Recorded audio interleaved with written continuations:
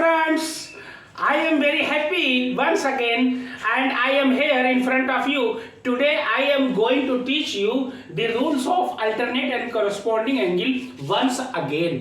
दोबारा से मैं corresponding angle और alternate angle के बारे में आपको बताने जा रहा हूँ. ध्यान देना. कुछ लोगों की शिकायत थी तो उस शिकायत को मैं दूर करके ये मैं बता रहा हूँ. ये देखिए ये ट्रांसवर्सल लाइन है और ये देखिए पैरेलल लाइन है. अब ध्यान देना. ये एंगल 1, ये एंगल 2, ये एंगल 3, ये एंगल 4. अब ये देखिए 4 तक खत्म हो गया. 1 2 3 4. अब यहाँ से ये हो गया एंगल 5, ये एंगल 6, ये एंगल 7, ये एंगल 8.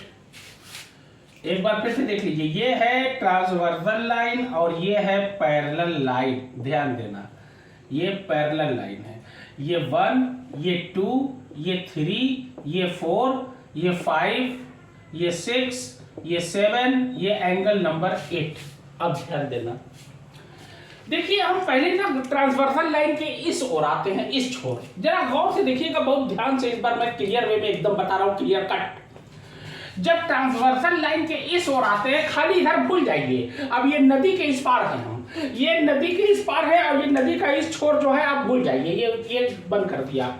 तो एक ही छोर के ये एंगल क्या होते हैं? कॉरेस्पॉन्डिंग होते हैं. और कॉरेस्पॉन्डिंग कौन कौन एंगल होता है ये मैं आपको बताने जा रहा हूं. देखिए, ये देखिए, ये ऊपर है इस लाइन के ऊपर, और ये देखिए इस लाइन के ये जो है ये ऊपर है. ये इस लाइन के नीचे है, ये इस लाइन के नीचे है. अब ध्यान देना. Angle 2 is equal to angle 6. ये देखिए, जब इस लाइन की ये पैरेलल लाइन है, इस लाइन के ऊपर यानी छत के ऊपर मान लीजिए, और ये नीचे जमीन के ऊपर है. ये जमीन मान लीजिए, ये छत मान लीजिए. अगर हम छत के ऊपर हैं और यहाँ हम घर पे जमीन के ऊपर हैं, यानी कि जो फर्श है उसके ऊपर है, गड्ढे में नहीं गए, ऊपर ही है. तो ये एंगल, ये ऊपर वाला इसका, और ये देखिए ऊपर वाला इसका. पैरेलल लाइन के, ट्रांसवर्सल लाइन के एक ही छोर पे जो एंगल बनेगा, ऊपर ये है, ऊपर ये है, ये दोनों एंगल इक्वल होंगे. इसी को कहा जाता है कॉरेस्पॉन्डिंग एंगल. ध्यान देना, कॉरेस्पॉन्डिंग एंगल सीपी ये आपका हो गया.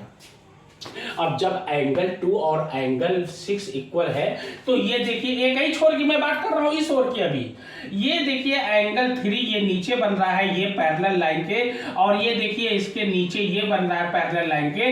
ये ट्रांसवर्सल लाइन को छू रहा है. तो angle 3 is equal to angle 7. ये देखिए, ये नीचे आ गया, ये छत के नीचे आ गए, लटके हुए हैं, और ये जमीन के अंदर चले गए गड्ढे में. ये 3 और 7 ये क्या होगा? Always equal to each other. Why? Because these two angles are alternate angle and alternate angles are always equal to each other. देखिए, angle 3 is equal to angle 7. क्यों लिखोगे कॉरेस्पॉन्डिंग एंगल? कॉरेस्पॉन्डिंग एंगल हमेशा एक ही छोर का बनता है. अब जाहिर सी बात है, जब इस छोर की हम बात कर लिए एक ही तरफ, तो अब इस छोर पे आइए नदी के इस तरफ. अब इधर भी एक ही तरफ का एंगल देखा जाएगा, इधर छूने नहीं. इधर आएंगे तो इधर का ये देखेंगे चारों, इधर रहेंगे तो इधर का चारों देखा जाएगा. अब मैं इधर आ गया तो ये देखिए छत के ऊपर, और ये देखिए छत के ऊपर. Angle 1 is equal to angle 5.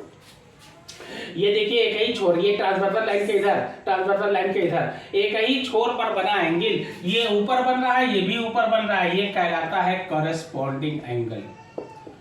Corresponding angle और कॉरेस्पॉन्डिंग एंगल हमेशा इक्वल होते हैं. जब 1 और 5 इक्वल हुआ तो ये 4 है, ये नीचे आ गया, और इसका नीचे कहाँ? ये पैरेलल लाइन का ये नीचे, और ये पैरेलल लाइन का ये नीचे, और पैरेलल लाइन का दोनों नीचे एक ही छोर पे है. तो ये भी कॉरेस्पॉन्डिंग एंगल होगा. Angle 4 is equal to angle 8. Why? Because these two are corresponding angles. Again corresponding angle ये इक्वल हो गया. देख लीजिए 2 6 3 7 1 5 4 एंड 8. ये हो गया कॉरेस्पॉन्डिंग का खेल. अब देखिए अल्टरनेट का खेल क्या होता है, अल्टरनेट एंगल क्या होते हैं, इस पे ध्यान देना. अब देखिए अल्टरनेट एंगल में हमेशा जेड, ये देखिए ये है ना, एक एक छोर इधर एक छोर उधर, ये देखिए, ये मान लीजिए ट्रांसवर्सल है, ये मान लीजिए पैरेलल है, ये एंगल के इक्वल होता है।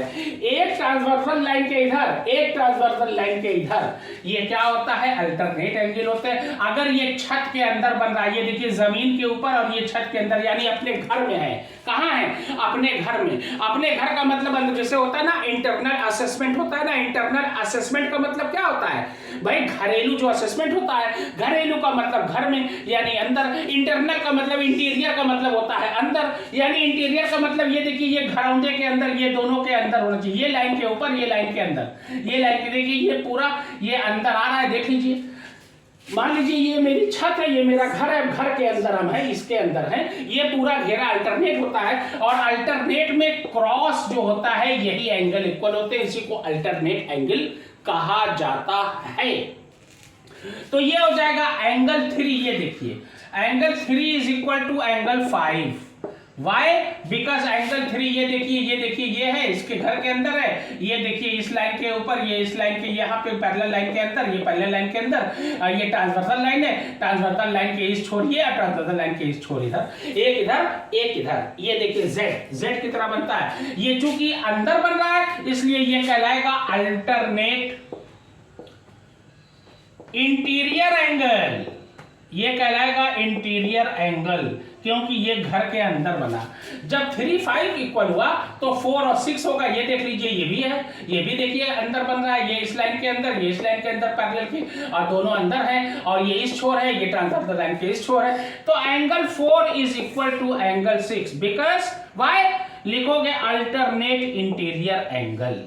अब चूंकि अल्टरनेट हो गया मेरा, अल्टरनेट में सब अंदर होना चाहिए, यानी पैरेलल लाइन के ये पैरेलल लाइन के ये अंदर दोनों रहेंगे, ये पूरा ये अल्टरनेट कराएगा इंटीरियर में अंदर। अब एक्सटीरियर और अल्टरनेट की सबसे बड़ी पहचान क्या है, तिरछा होना चाहिए, एक ट्रांसवर्सल लाइन के इधर एक ट्रांसवर्सल लाइन के इधर। अच्छा अब देखिए, अब एंगल 1, अब देखिए ये इस लाइन के ऊपर है पैरेलल के, और ये इस पैरेलल लाइन के बाहर। अब देखिए ये हम निकल गए छत के ऊपर, और ये हम घर के बाहर आ गए, जमीन के अंदर गड्ढे में चले गए। ये ऊपर ये ट्रांसवर्सल लाइन के इधर, और ये नीचे यानी इसके बाहर आ गए, ये इसके बाहर आए, ये इस छोर आए, ये दोनों इक्वल होते हैं। Angle 1 is equal to angle 7।